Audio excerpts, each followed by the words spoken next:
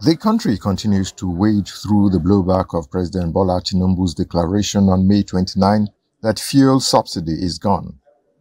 Monday's meeting was a follow-up to two earlier meetings on May 31 and June 4. At the end of the meeting, some resolutions were reached, including the establishment of a joint committee to review the proposal for wage increase and the review of the World Bank-financed cash transfer scheme to include low-income earners in the program. As you are aware, the $800 million loan did not really capture the low-income government workers. So we basically will be talking about how to include them in that scheme. What is paramount is that for now, the strike has been put on hold. The parties agreed as follows. 1. The NLC is to suspend the notice of strike forthwith to enable further consultations.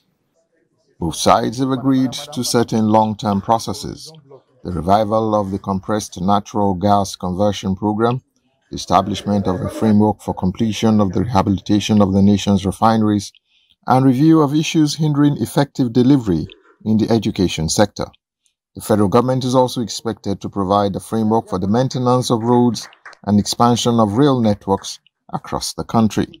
And we from Labour, all we want to encourage government is to take this seriously, because this government is just coming. This may be the first agreement that is being signed by this government that was inaugurated on May 29 by the President Tinubu's administration. So I want us to commit to get these issues resolved as soon as possible. It would seem the demand for the pump price of fuel to return to status quo has been shelved. Labour is even looking at cheaper alternatives of energy. Deposit here can sustain the country for the next 500 years. It's clean energy, eco-friendly, and cheaper. I think the whole battle we are having now is the issue of the cost being at 500. And by our last meeting, during Silva's time, we were talking about 90 naira. So if this government achieves an option or alternative that is even under 90 or 120 or whatever, I think every one of you will be clapping for them. Meanwhile, the TUC and NLC will continue to engage the federal government to ensure closure on these resolutions.